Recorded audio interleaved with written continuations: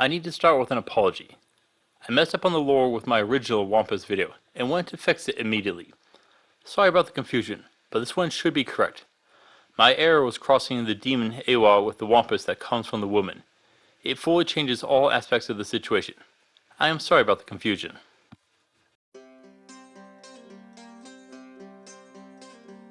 Kurt crawled through the forest. Branches slapped him as he moved through the undergrowth. It was slow, arduous work. He moved uphill using hands for support. He was breathing heavily. He was out of shape. Too long sitting on his butt and letting his horse do all the work.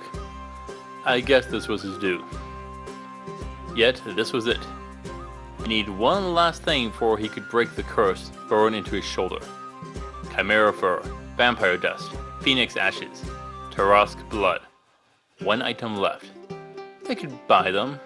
That was his original plan, but the gods of fate had picked him a different path. One which had sent him into battle with Minotaurs, Dullahan, and forced him to rally an army against a behemoth.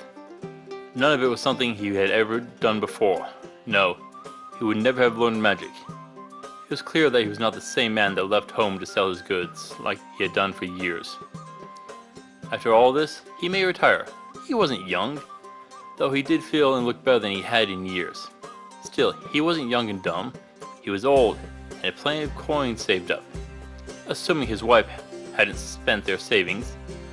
No, she wasn't that stupid. She was minding their shop and their kids were helping as needed. Yeah, he didn't need to travel anymore. When he got home, he'd stay there for good. Kurt kept thinking and not minding what he was doing, oblivious to the danger at hand. He heard the gentle burble of a nearby river. Following the sound, he found himself at a river running down the mountainside. He was sweating, and that river would be so cool to soak in. A twig snapped behind him, and he spun about. Clutching a hand to his chest, he breathed a sigh of relief. It was just a fox. The little red creature glared at the merchant before running away. Scolding himself, he set back to his work. He was almost there. Like a fool, he asked to do his final task on his own. Pushing through the undergrowth, he saw a large tan beast. It had a long cat-like body with 6 legs. Its toes were webbed like a frog. Its tail wagged back and forth with a small bulge at the tip covered in small spines. It turned its yellow eyes on the merchant and peered into his soul. Welcome back to Mythical Phylogeny, fellow adventurers. I'm your guide, Jason. It seems that our friend has found himself face to face with a strange creature few have ever heard of. Well, this is the Wampus cat. Let's take a look at this bizarre creature which we have found ourselves before.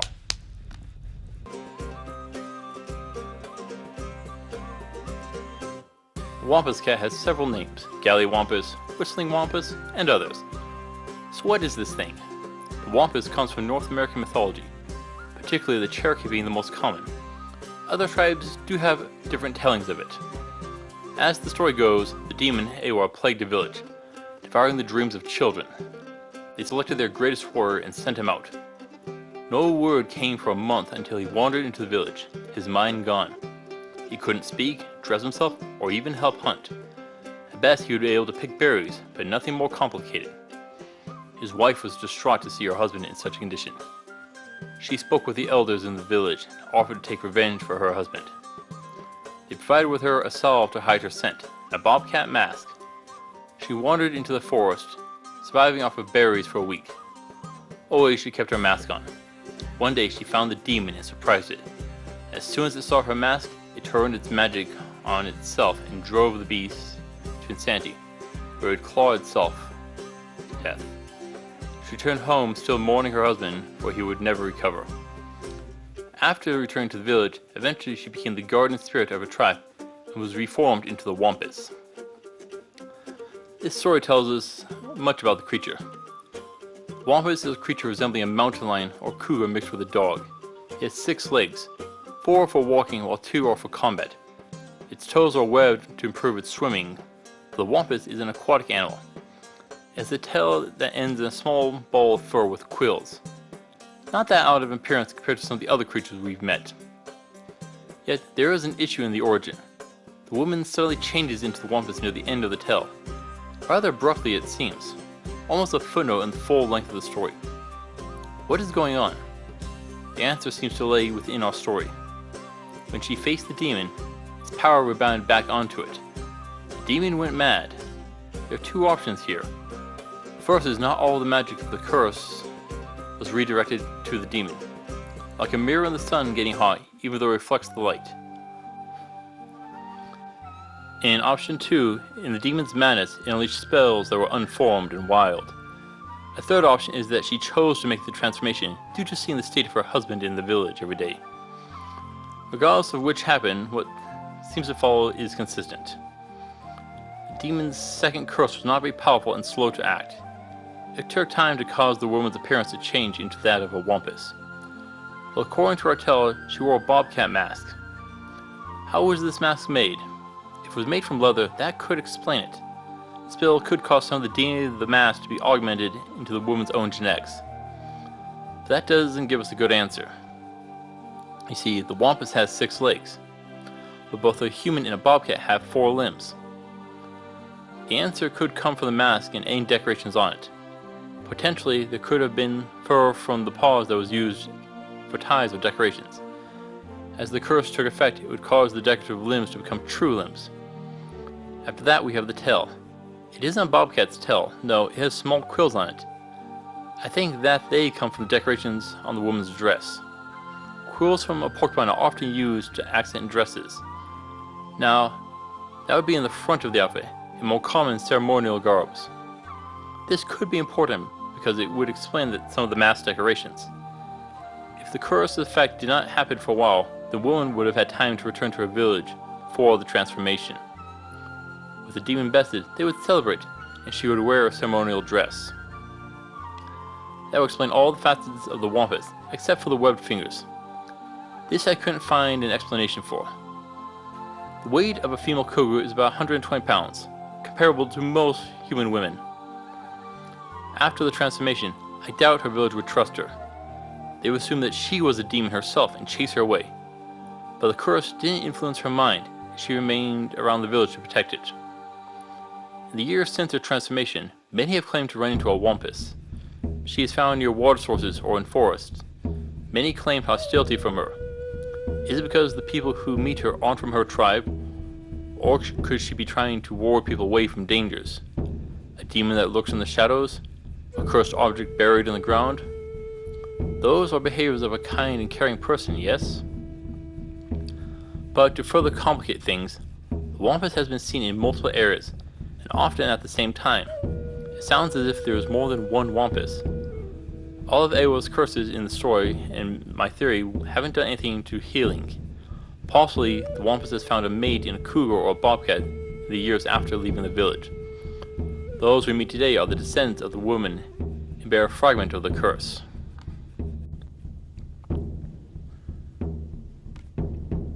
So, what happens if you're forced to face the Wampus? It hunts similarly to most large cats. Ambush from up high in a tree, drop down and catch you unprepared. That means you need to be prepared. Her teeth and claws will struggle to go through plate, chainmail, and even most gambeson.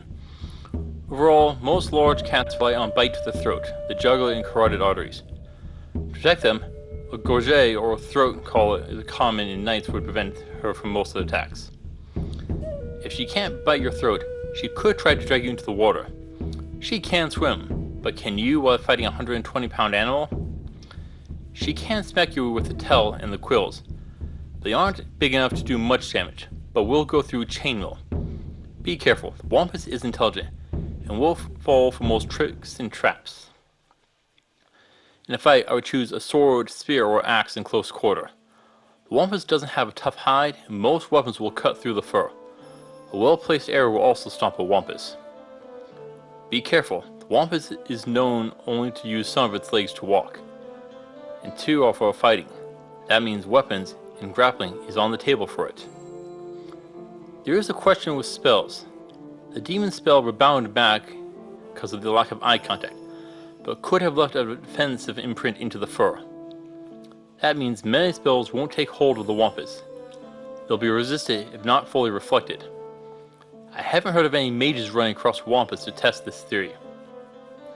Overall, the Wampus isn't a physical powerhouse, and doesn't have any magical attacks. That's why I'm only giving it a 3 of 10 for difficulty, roughly on par with a human.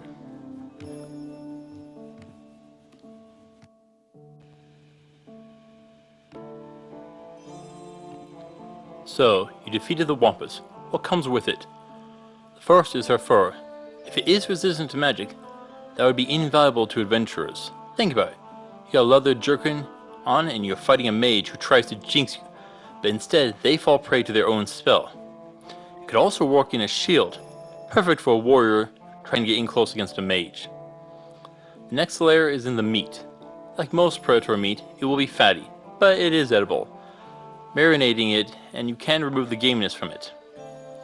Then you got the bones, which can be used to make tools and decorations. The same for the tail quills.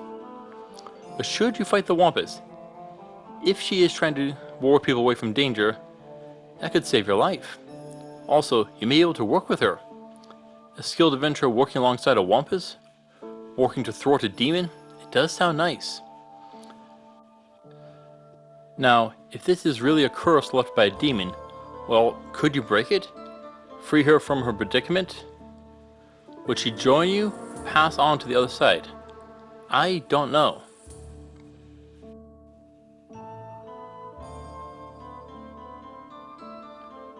Kurt walked into the tavern with Julia and Grant. He was free. The curse was gone. His shoulder was sore, but hey, that was a minor issue considering being hunted by monsters. Cheers to success, he said as their drinks arrived. I wouldn't have done it without you two. It was close a few times, and we didn't always make it out, Julia smiled. Thank you for saving me. I can't believe it just gave you the fur, chuckled Grant. The Wampus is an intelligent creature, open to trade. Thank you for your help. Oi, is that Kurt? A man called from across the room. A man in a sailor's garb came strolling up. Dragging a chair, he joined the three travelers at their table. Ah, Captain Locke, how are you doing? I thought I was going to miss you. Our road got a little bumpy. Ah, yes. You will need to tell me about it. We have some issues ourselves. Nothing that my crew couldn't handle. The table rocked as he leaned on it. What's up with this thing? Oh, it's a mimic that we delivered here. I'll tell you about it. Thank you for watching, adventurers. And thank you for traveling with Kurt, Grant, and Julia. I feel it's the time that we let them rest. It's been a fun trip, but on the next leg of our voyage, we shall be joining Captain Locke. We'll meet up with mythical whales, serpents of the seas, island turtles, several variants of merfolk, and other creatures that dwell in the depths of the ocean. But first, we've got a gremlin to deal with. Until then, safe travels.